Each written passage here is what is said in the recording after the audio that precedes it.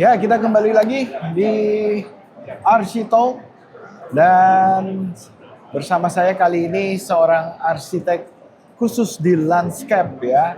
Langsung aja Bro Gemini. Makasih Palo udah diundang kembali lagi ke sini. Bro Gemi, siap. thank you udah mau mampir lagi, mau Kita yang berbagi thank you cerita. lah udah diundang sama Palo ke sini. Berbagi cerita, kita kan pengen ngobrol dengan teman-teman khususnya Bro Gemi yang sudah berprofesi sebagai arsitek landscape ya. Iya. Arsitek landscape. Oke, sebelum kita membahas tentang arsitek landscape itu seperti apa, saya pengen mengulik dikit masa lalu nih. Kita tarik mundur ke masa kecilnya. Dulu cita-cita emang mau jadi apa sih? Cita-cita dulu pengen apa ya? Dulu tuh pengennya sih jadi seorang arsitek. Tapi sampai sekarang, tadi aku kerja di RSPI Arsitek. Aku pernah bikin, kalau Palo tahu, di RSPAD Gatot Subroto, official residence-nya, dulu aku yang menang desain di sana. Nah, seiring dari arsitek berkembang, kita lihat ternyata ada potensi yang baru, di mana landscape di Indonesia itu masih belum banyak orang yang megang. Oke. Gitu. Dan Tunggu dulu, saya masih belum puas. Kita mundurnya dari masa kecil. masa kecil lagi. Cita-cita awal tuh apa sebetulnya? Cita-cita waktu kecil? awal, demen gambar sih awalnya. Hobinya gambar. Demen gambar. Biasanya teman-teman arsiteknya emang dasarnya hobinya gambar. Betul, awalnya dari demen gambar. Demen gambar. Tapi terus ada kepikiran, oh saya besar. Kan nggak mungkin dong. Nggak tahu ya. Anak kecil apakah di usia SD itu sudah tahu profesi arsitek tuh dan udah kepikiran, wah aku nanti harus bisa gambar, bangun rumah dan lain sebagainya ini. Pas kecil, belum sih, kita waktu itu belum sempat kepikiran, aku belum sempat kepikiran pengen jadi arsitek, tapi emang dari kecil sampai terakhir SMA tuh demen gambar. Demen gambar. Demen gambar, demen kayak mendesain sesuatu gitu kan. Akhirnya seiringnya berjalan, akhirnya masuk ke perkuliahan arsitektur. Itu kesadaran sendiri tuh? Kesadaran sendiri. Mau ngambil ini karena yang paling cocok? Oke, berarti emang sudah dari kecil nih hobi ini sudah mengarahkan ya semakin akhirnya ketemu udah arsitektur gitu ya. Betul.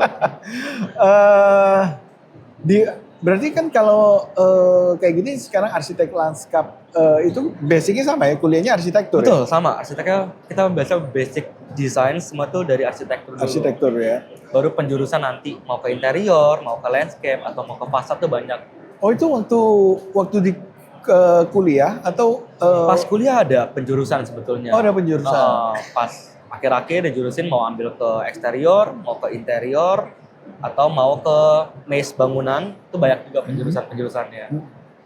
Oke, berarti setelah lulus itu sudah punya sebuah niatan, oh saya nih spesialisnya akan ke sini atau masih udah general dulu aja umum. Nah pas lulus tuh awalnya tuh bingung banget mau kemana ya. Akhirnya ikut kerja di bidang arsitek, kita jalanin aja. Ada berapa klien, teman-teman juga pengen didesain rumah. Akhirnya sampai udah 1-2 tahun, akhirnya baru terjun ke bidang landscape. Karena sebetulnya hobi aku juga Palo, itu aku demen tanaman gitu. Oh. Dan menurut aku tanaman tuh menarik banget gitu. Menarik. Kalau arsitektur kan desain for human kan, tapi kalau arsitektur landscape kita nggak desain for human, tapi kita desain for nature kayak gimana cara manusia sama alam tuh hidup berdampingan, berkolaborasi. Nah itu salah satu challenge juga di landscape kayak gitu. Iya. Berarti memang hobi dengan tanaman ya. Betul. Hobi tanaman. Nah, dan memutuskan akhirnya mau ke arah landscape. Iya. Project pertama, ingat gak? Project pertama. Ingat, dulu project awal-awal itu masih bikin paling ukuran 1 meter kali 2 meter, kita bikin partisi buat pohon artificial waktu itu. Di salah satu PT di Jakarta Selatan, kantornya pengen ada ukuran 2x1, nah kita bikin artificial di sana. Itu project pertama kali. Nah, tentunya penanganannya antara pohon artificial dengan yang asli beda dong ininya. Penanganan beda. Pastinya kalau artificial kan Feel-nya beda sebetulnya kalau kita pakai tanaman artificial dengan tanaman asli itu pertama yang pasti kita rasain tuh feel-nya beda. Karena ada satu kan pasti plastik sintetis sekali, nah apalagi tanaman hidup. Nah bedanya kalau artificial itu lebih gampang, low maintenance, nggak perlu apa-apain, bisa bagus lah gitu. Ya, bentuknya gitu terus. Tapi banyak orang sebetulnya tuh nggak pengen artificial, pengennya hidup gitu. Oke. Lalu setelah mendapat proyek pertama itu makin yakin dong, makin yakin. Akhirnya kita memberanikan diri sampai terakhir kita dapat proyek apartemen. Di apartemen CBD Fluid. Nah, mulai mendirikan brand sendiri itu kapan? Awal Kinetic Farm berdiri itu pertama kali di 2018. Awalnya kita tuh toko tanaman di sana. Kita ada dulu di Pik 1 deket Gioi. Itu show unit kita di sana. Kita jual tanaman karena emang demen hobi tanaman kan. Tapi seiringnya waktu ada peluang terbuka. Ternyata di Jakarta tuh banyak orang pengen landscape juga. Pengen dong penghijauan, pengen penghijauan yang modern seperti apa sih sekarang kayak gitu kan. Gimana cara kita membuat suatu ruang itu nggak cuma enak doang dilihat, tapi rasanya tuh kalau gimana rasanya orang bisa merasakan ketenangan dalam satu ruang area landscape itu. Nah itu yang secara pribadi saya passionate. Kira kita ke arah sana, ke bidang landscape. Lebih ke proyeknya tuh lebih ke komersial atau ke residen biasa atau ke kalau sekarang kita tuh kebanyakan ke area publik sih, area komersial. Ya. Itu benar gak sih dengan adanya tanaman sekarang kan emang sering ya kita lihat ya di tengah-tengah ruangan atau di tengah-tengah sebuah lobi ada tanaman hidup gitu. Itu membawa dampak positif gitu loh, maksudnya auranya, oksigennya. Kalau secara teori desain, kita ada percaya namanya biophilia. Itu suatu filosofi yang menyatakan bahwa setiap manusia itu have inner desire with nature. Jadi setiap manusia itu memiliki kepinginan untuk dekat sama alam. Kayak contoh saya capek kerja, kita pengen liburan kan ke Puncak, ke Bandung, yang alam banget kan. Karena sebetulnya emang every human have inner desire with nature. Itu adalah satu di konsep filosofi biophilia. Dan dibentuk dalam bentuk desain kita sebut nama biophilic design dan itu yang lagi cukup trending di bidang arsitektur sekarang. Biophilic design tersendiri itu adalah gimana caranya manusia dengan alam itu hidup berdampingan. Gimana cara kita memiliki sebetulnya manusia itu memiliki emosional kan. Emosional. Sekarang banyak orang bilang burnout, ya kan? Mental health. Nah itu adalah salah satu mengobatinya dengan cara alam yang kita sebut dalam bentuk desain kita bilang biophilic design. Oke, berarti itu dengan adanya sebuah mini garden lah kita ngomong ya mungkin ya di dalam rumah ataupun dalam kantor ataupun dalam area komersial itu secara psikologis sangat membantu. Secara psikologis sudah bisa sangat membantu. Oke. Sekarang tadi kalau saya tanyakan proyek pertamanya, proyek yang paling masterpiece lah. Masterpiece-nya. Masterpiece. Kita baru selesai tahun ini, masterpiece kita.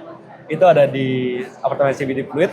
Jadi di apartemen CBD Fluid itu unik sekali apartemennya. Biasanya kan orang apartemen bawanya tanah langsung kan. Kalau ini apartemen bawanya basement, landscape itu berarti di lantai 2. Landscape di lantai 2, jadi bawahnya beton. Oke. Jadi ini bawah basement, atasnya itu beton. Nah area landscape itu di area beton tuh, lantai 2 itu. Oke. Jadi kita bilang di lobby lah, yang bawah itu yang satu lagi basement. Nah gimana caranya kita pakai tanaman? Tanaman kan biasa destruktif sekali kan, akarnya bisa ngerusak beton. Iya betul. Bisa ngerusak desain existingnya. Akhirnya kita memilih juga pada waktu itu tanaman apa yang kira-kira akarnya tuh nggak ngerusak tapi bisa rimbun. Akhirnya kita ketemu pakai jenis tanaman pule, Aloskania scolaris. Itu tanaman asli Indonesia atau tanaman dari luar? Kalau Indonesia tuh sebetulnya di luar juga ada, tapi Indonesia banyak banget. Dan itu lucu banget, tanaman itu bisa dipakai mau di area basement atau di area dataran, misal lantai 3 atau lantai 7, itu akarnya nggak rusak sama sekali. Jadi cukup aman gitu, akarnya nggak bikin rembes dan sebagainya hal. Nah, masterpiece kita, jadi ada satu hole, void, dari basement nembus ke area lobby. Oke. Itu void, kurang lebih tiganya itu ada sekitar 4 meter. Oh. Nah, tadinya itu kondisi existing itu kolam air mancur lah. Tapi udah lama dimatikan. Jadi singkat cerita apartemen CBD Pluit ini merupakan apartemen lama. Dan gimana cara kita merenovasi suatu ruang di area CBD Pluit ini menjadi suatu hidup kembali. Itu suatu challenge terbaru kita sih. Jadi area ruang ini kosong, tadinya udah terbengkalai cukup lama. Tadi cuma kolam kosong doang kalau void sampai lantai atas ke lobby. Karena kita mikir, kita desain apa yang menjadi centerpiece. Karena dia lokasi benar-benar tengah. Dan itu menjadi satu maskot di apartemen itu sendiri. Awalnya kita pengen pasang taruh pule yang mungkin diameter 1 meter lebih, 1,8, tingginya mungkin bisa sampai 12 meter. Nah, kendalanya kita nggak bisa akses Pak ke bawah. Akses tanamnya itu pertama kan berat sekali, dan dari lobby dari basement untuk dinaikin ke atas tuh sangat sulit, nggak bisa. Akhirnya waktu itu kita kesempatan kepikiran ide, gimana kalau kita bikin seakan-akan ini seperti pohon pule besar, seakan-akan pohon besar kayak gitu. Akhirnya kita bikin satu desain yang kita sebut namanya yakisugi. Jadi yakisugi itu salah satu teknik di Jepang gimana cara pengawetan kayu. Nah, akhirnya cara desainnya adalah kita ini lingkaran bulat, kita bikin retaining wall karena sekelilingnya akan dibikin kolam. Dan tengahnya itu akan dipasang tanaman-tanaman. Akhirnya kita gabungin jenis-jenis pule, kita jadiin satu. Jadi seakan-akan seperti pohon besar, lalu kita kombinasi dengan akar pohon Kamboja. Akar Kamboja fosil yang tapi sudah mati, Pak Lo. Oke. Nah, tapi kendalanya karena humidity terlalu tinggi, akar Kamboja fosil ini kalau kelamaan di tempat lembab, akhirnya butuh numbuh jamur, numbuh mold yang akhirnya membuat tanaman-tanaman lain mati. Akhirnya kita pakai teknik namanya yakisugi. Jadi pohon pulenya Kamboja fosil ini kita bakar semua habis. Dan ternyata lucunya kayu ketika dibakar itu dia bakal munculin kayak dragon skin. Jadi dia itu akan membentuk lapisan tersendiri lagi di luarnya. Dan itu yang bikin kayu ini jadi awet. Yang di dalam Jepang itu disebut nama yakisugi. Seperti itu. Kita kombinasi kayu-kayu Kamboja fosil kita bakar pakai pohon pule. Kita jadiin satu bentuk satu pohon yang besar, lalu kita tambah keanekaragaman sampai 100 biodiversity tanaman di sana. Jadi seakan-akan seperti hutan miniatur kecil di suatu perkotaan. Nah, itu project yang baru kita selesai. Dan itu bisa dilihat di Instagramnya Kinetic Farm. Ya, Anda bisa nanti lihat ya hasil karya dari Kinetic Farm ini ya. Nah, kalau 100 tanaman itu milihnya seperti apa tuh? Adakah harus ada kesamaan tersendiri sifatnya alam ininya? Nah, karena kondisi ada di basement, kondisi itu sangat minim cahaya. Jadi kita pakai jenis-jenis tanaman itu tanaman-tanaman teresial kita bilang. Jadi tanaman-tanaman emang kalau di alamnya itu mereka ada kondisi di bawah, terus di bawah. Dan lucunya di Indonesia sangat-sangat banyak jenis-jenis keanekaragaman pohon-pohon teresial ini. Dan mungkin sebagian kita juga belum pernah lihat. Bahkan baru diketemuin Pak Lo, satu jenis namanya Alocasia jacqueline. Itu tahun 2001 di Pulau Kalimantan. Dan itu cuma ada di Indonesia doang. Dan kita tanam di apartemen CBD itu. Berarti itu tanaman-tanaman yang tumbuh di hutan lebat ya? Yang minim matahari ya? Mungkin kita bangga banget tanaman aroid, tanaman-tanaman seperti monstera kayak gini. Jadi tanaman yang tumbuh di bawah. Tumbuhnya di bawah?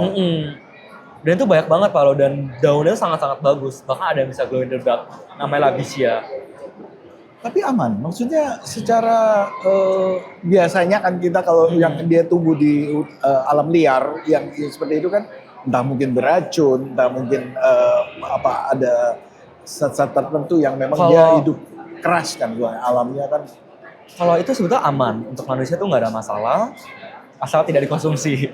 Oh iya. Asal tidak dikonsumsi. Iya, nah, betul. yang paling penting adalah kalau jenis-jenis tanaman teresial itu adalah kelembapannya. Maka kita tambahkan misting spray, kita semprot sehari itu sekitar 2-3 kali. untuk menjaga kelembapan tanaman itu. Oh justru harus lembab ya? Masih lembab, Harus tanaman lembab mereka ya? butuh lembab. Butuh lembab ya. Mm-mm. Nah sekarang kalau kayak tanaman hidup kayak gini sih jadi tertarik. Maintenance-nya gimana? Nah, maintenance-nya. Sebetulnya kalau untuk tanaman sendiri itu, apalagi tanaman-tanaman teresial, itu mereka sangat low maintenance. Karena mereka itu numbuh itu ke samping, menyebar ke samping. Nah, pasti pertama sebagai arsitektur landscape, kita melakukan peletakannya. Dimana kita melihat, oh aneka ragaman jenis tanaman ini kayaknya nggak cocok nih, nantinya bisa nutupin, jadi tanaman di bawah bakal mati. Atau kita lihat tanaman ini tanaman parasit. Nah, jadi kita masih ada sedikit belajar biologi juga kalau arsitektur landscape itu. Jadi kita masih ngerti setiap karakter tanaman itu berbeda-beda. Nah, karena kebetulan secara pribadi aku hobi tanaman juga, jadi kurang lebih sudah cukup paham. Jadi kita peletakan-peletakannya ya kalau tanaman-tanaman yang nggak terlalu parasit atau tanaman yang bisa ngeburu tanaman lain, nah kita pisahin tersendiri atau kita tidak pakai kayak gitu. Ya. Tingkat kesulitannya nih untuk seorang arsitektur landscape Kesulitannya apa nih? dibanding arsitektur biasa. Iya. Kesulitannya kita masih ngerti karakteristik tanaman pastinya. Jadi kita untuk desain landscape itu kita nggak desain untuk manusia doang, tapi kita desain gimana cara kita bisa melestarikan tanaman itu sendiri di sekitar kehidupan kita, lingkungan kita. Bukan membangun hunian untuk manusia, tapi membangun hunian untuk tanaman itu ya. Betul. Kira-kira ya. Membuat tanaman itu bisa hidup sehat. Ini betul. kan. Jadi membangun hunian mereka yang dinikmati oleh manusia. Betul banget Paolo. Betul banget. Gitu ya? Iya. Oke. Jadi gimana cara kita bikin suatu ekosistem mereka tersendiri? Sebetulnya nggak sulit untuk tanaman. Selama kita tahu jenis kelembapan dia, terus kedua par itu ada photosynthetic active radiation. Jadi terangnya cahaya untuk mereka berfotosintesis. Terus kita lihat medianya, tiga itu media. Medianya itu bisa cocok atau enggak. Nah, itu tiga hal itu yang kita perhatiin biasanya. Dan ketika tiga hal itu sudah terpenuhi, sebetulnya untuk tanaman apapun bisa kita lestarikan kayak gitu. Pernah nggak di area yang tanaman itu kan tadi fotosintesis dia butuh matahari, dia butuh cahaya. Tapi area itu tidak ada cahaya. Maksudnya ya entar di nggak dapat cahaya. Nggak dapat cahaya. Nah, kebetulan jadi yang untuk proyek kita kali ini, proyek void kita di pinggir itu ada tower-tower, 4 pilar. Dan 4 pilar ini kita bikin vertical garden. Nah, tapi kita bikin vertical garden kan yang area sini kena, area belakang nggak kena matahari sama sekali. Yang kita pikir gimana caranya, akhirnya kita pakai jenis tanaman yang parnya sangat kecil, jadi mereka tuh nggak terlalu butuh fotosintesis, tapi kita bantu tembak pakai lampu. Jadi kita ukur terangnya lampu ini cukup nggak lumens ya untuk memenuhi par tanaman ini. Oh bisa ya. Dan ternyata berhasil tumbuh. Oke, menggantikan cahaya matahari ya berarti. Jadi sebetulnya yang kita salah pahami, orang selalu mikir, oh tanaman itu butuh cahaya matahari, butuh UV. Yes, ada berapa butuh, ada berapa juga sebetulnya mereka yang dilihat itu adalah parnya, photosynthetic active radiation. Jadi terangnya cahaya apapun untuk mereka berfotosintesis, mau lampu LED, lampu bohlam, selama para cukup untuk mereka berfotosintesis, mereka bakal tetap bisa hidup. Oke. Seperti itu. Menarik. Kalau untuk residensial gitu di rumah-rumah gitu biasanya apa yang dilakukan atau permintaan dari klien? Biasa vertical garden pada umumnya, tapi sekarang banyak orang pengennya zen. Jadi kita bikin juga satu produk baru, kita bilang sebelum bukan zen garden biasa. Biasanya kan orang Jakarta tuh masih paham zen garden adalah taman Jepang, pasir putih, pakai bonsai. Iya. Nah ternyata kalau kita pelajari lagi, zen itu not design, zen itu the way of living. Gimana caranya kita bisa melihat sesuatu itu, kita bisa merasakannya Pak Lo. Dan kalau kita pelajari sendiri, zen garden itu sangat banyak. Di Jepang pun juga berbagai tipe zen garden itu banyak. Nah sekarang yang kita fokusin adalah zen garden modern. Jadi nggak cuma pakai tanah, pakai pasir putih doang, ada bonsai, tapi kita ada pakai taro lantern, ada sokubasin. Nah itu elemen-elemennya kita terapin di Zen Garden Kinetic Farm seperti itu. apakah itu berpengaruh? Hasilnya gimana? Hasilnya menyerupai dengan yang ini. Dibanding garden biasa. Mungkin kalau garden biasa kebanyakan tanamannya tanaman garden biasa ya. Kita mungkin bisa pakai pucuk merah seperti itu kan mungkin awal doang enak dilihat, tapi lama-lama kan monoton. Kita nggak bisa intervensi ke dalam. Tapi dengan adanya modern zen ini, kita bisa ikut masuk loh ke dalam Palo. Kita bisa masuk ke dalam, kita bisa menikmati zennya, kita bisa merasakan karena di dalam zen sendiri, zen garden, kita ada namanya istilah itu kokoro. Nah, dalam kokoro itu adalah setiap alam sama bentuk itu mereka tuh punya soul-nya.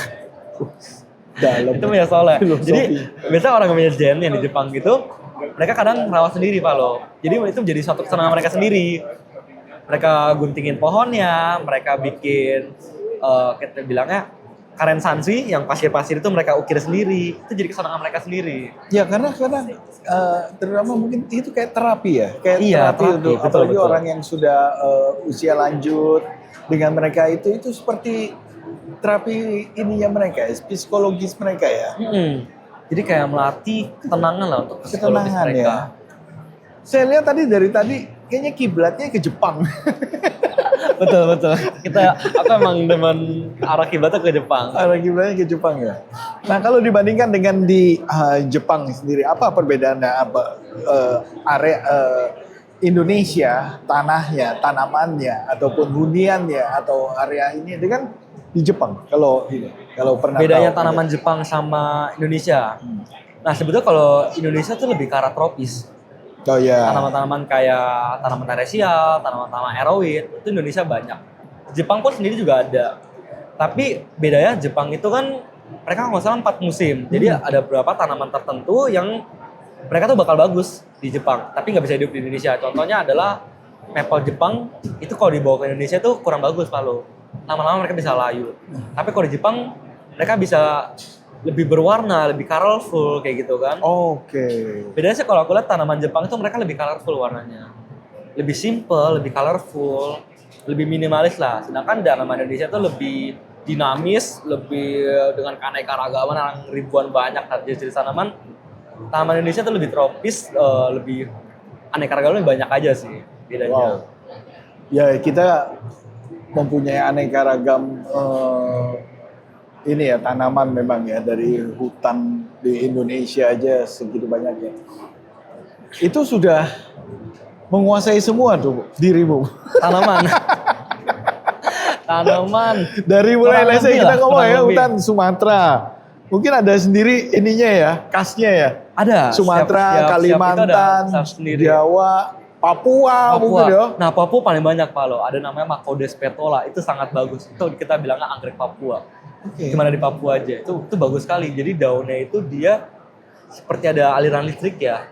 Bisa berkilau kayak gitu. Oh, tapi kalau sekarang iklimnya saya nggak tahu ya. Kalau misalnya yang Papua yang dia udah bertumbuh di area dekat pegunungan, misalnya Jayawijaya gitu ya, di mana suhunya pun berbeda ya. Itu dibawa ke Jawa beda. Pasti beda. Nah, maka kita aklimasi. Kita punya nursery sendiri di mana biasa kita ngambil tanaman dari Kalimantan, dari Papua, dari Sumatera. Nah, kita aklimasi sendiri di ruangan itu. Jadi kita sesuaikan lagi suhunya. Oh. Jadi setiap tanaman itu sebetulnya cukup adaptif.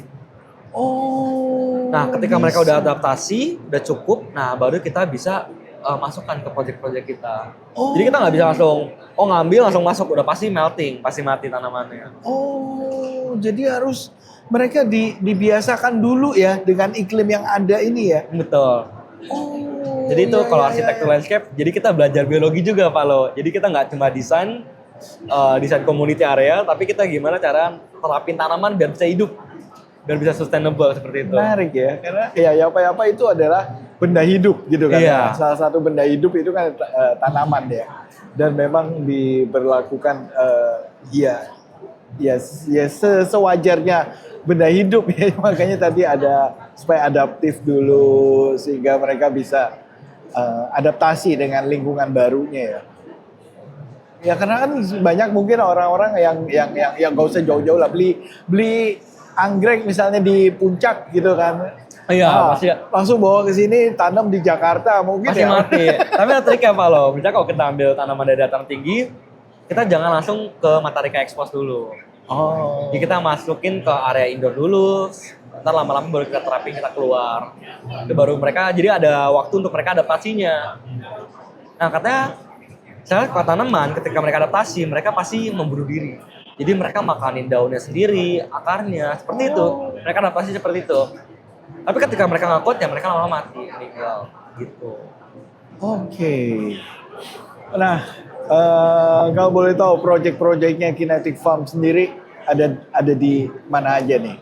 Proyeknya sekarang kita lagi ongoing, ada di G-Expo, ada di apartemen Cibiru, kita juga masih ongoing. Itu yang menjadi pilar tower kita sekarang, pilar tower project lah.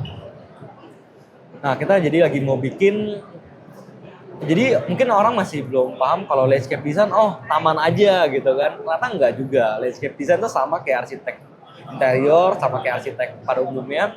Jadi kita desain juga Pak Lo, tapi memang skupnya jauh lebih besar. Kita perancangan, MEP-nya juga kita rancang, desainnya, pedestrian, pathway-nya, nah seperti itu. Oke. Nah jadi kita juga rancang, kita juga butuh material-material mendukung nih Pak Lo. Ya. Nah, tapi kalau kita ngomong tanaman berarti kita memperhitungkan juga material-material yang sustainable ya. Betul banget. Ya, yang istilahnya kan ya harus ini kayak di alam ya, nggak boleh tanamannya low maintenance, material pendukungnya yang high maintenance repot.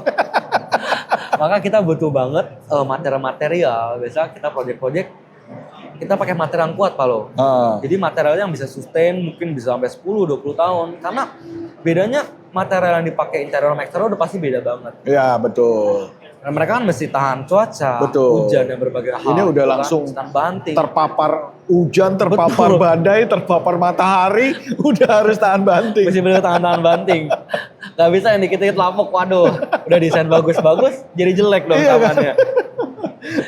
Tanamannya masih nggak apa-apa, tapi maintenance-nya, pathway-nya semua sudah hancur. Itu sayang banget.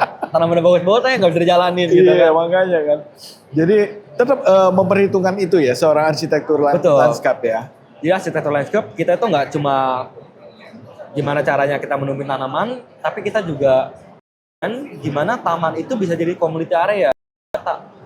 Sebagai user kita bisa masuk ke dalam, kita merasakan taman itu seperti apa sih. Nah, itu tujuan dari arsitektur landscape seperti itu. Kembali lagi ya, semua arsitek itu baik dia eksteriornya, mulai dari eksterior, interior, sampai ini juga ada landscape. Itu semua membawa feel ya. Ketika orang yang masuk ke dalamnya tuh feel-nya beda, auranya itu diperhitungkan semua ya. Oleh gimana cara kita bisa merasakan keharmonisan lah di area tersebut. Di situ ya, benar-benar. Jadi ya itulah teman-teman arsitek yang ternyata banyak ya spesialisnya ya, nggak hanya interior. Ini salah satu sahabat saya yang benar-benar mempunyai sesuatu yang berbeda ya dengan lanskap. Kalau area kecil, sekarang kan ini banyak nih perumahan dengan luas area nggak terlalu besar nih. Ada tips gak? Misalnya, dia pengen, misalnya let's say rumah-rumah sekarang kalau di komplek yang baru-baru mungkin biasanya 5x10 gitu kan ya, ukurannya ya. Misalnya, pengen ada penghijauan pengen ada penghijauan mungkin. Kalau dia bikin taman di depan, susah juga gitu kan, dia udah ngepres. Gimana, ada tips gak ya? Bisa, tapi kita bukan horizontal, kita bikin vertikal Pak Lo. Itu salah tipsnya juga. Kalau pengen area rumah itu pengen kelihatan hijau, jadi tanaman itu sebetulnya nggak cuma di datar, mereka bisa tumbuh ke atas. Jadi kita bisa pakai tanaman epiphyte yang bisa naik ke atas. Itu bisa ngebantu makan penghijauan juga. Atau mungkin bisa pakai planter box yang simple-simple, yang bisa menghidupkan satu ruangan. Jadi produk-produk dari tanaman itu banyak sekali Pak Lo, gitu. Dan sekarang juga kan kabarnya sudah ada material pengganti tanah ya, yang bentuknya seperti foam itu atau apa itu loh, pernah tahu nggak? Rock wool yang seperti foam itu ya? Pengganti tanah pokoknya untuk tanaman. saya lupa namanya apa itu. Itu ada beberapa sudah istilahnya ya untuk mungkin di dalam rumah itu bisa. Ada juga sih itu seperti contoh ya, kalau rokul itu biasa mereka itu fungsinya untuk pembibitan juga atau mungkin untuk jenis-jenis tanaman yang nggak butuh banyak nutrisi tapi butuh lembab seperti itu. Jadi kita balik lagi tergantung jenis tanaman ya Pak Lo. Nah kalau misalnya kayak jenis-jenis tanaman karnivor, pernah denger? Jadi tanaman-tanaman yang makan serangga, Iya. mereka tuh nggak boleh kena tanah Pak Lo. Oh gitu. Mereka itu tanahnya tuh nggak boleh ada nutrisi sama sekali. Kalau nggak mereka nggak bakal bisa keluarin contoh kantong semar. Itu akarnya dia nggak bisa kena nutrisi Pak. Karena kalau ketika kena nutrisi, dia itu nggak bakal keluarin kantongnya, jadi daun doang. Karena dapat nutrisinya. Tapi ketika nggak kena nutrisi, daunnya itu bakal bertransformasi keluarin kantong untuk mendapatkan nutrisi dari tanaman dari serangga. Dari zatara itu seperti itu. Oh, I see. Ya. Berarti ya, perlakuannya benar-benar, wah ini benar-benar menguasai sekali. Hobi juga Pak Lo soalnya. Hobi ya, soalnya. Iya. Dari umur berapa sih hobi tanaman? Aku hobi tanaman tuh dari aku umur 18, 19. Oh gitu. Aku udah hobi. Karena orang tua atau karena memang apa penyebab? Hobinya karena awalnya tuh aku demen pelihara hewan kan. Pelihara ikan, pelihara hewan. Tapi kayak pelihara hewan ikan pertama ribet. Lebih enak kayak pelihara tanaman. Kita punya kesenangan sendiri ketika mereka udah mulai tumbuh Pak. Kita pelihara dari kecil, mereka lama-lama membesar, memperbanyak, jadi seneng sendiri gitu. Gitu ya. Senang beternak. Dengan hewan, tanaman, telaten dirimu. Emang cocoknya mungkin di situ Pak. Iya ya, tapi itu menjadi sebuah hobi yang ternyata bisa jadi profesi ya sekarang ya. Iya. Gitu, menarik. Spesialisnya luar biasa. Bro, thank you banget. Aku yang thank you, Pak Lo. Obrolan kita seru banget ya dan menambah ilmu banget buat saya khususnya. Jadi rupanya banyak tanaman yang memang tumbuh dan yang memang bisa dimanfaatkan, bisa menjadi sebuah ya inilah arsitektur lanskap ya. Oke, Bro Gemi. Terima kasih Pak Lo. Luar biasa. Itu kehormatan banget bagi saya. Oke ya, terima kasih teman-teman yang sudah menonton dan kita akan jumpa lagi di bincang-bincang dengan arsitek-arsitek selanjutnya. Bye-bye.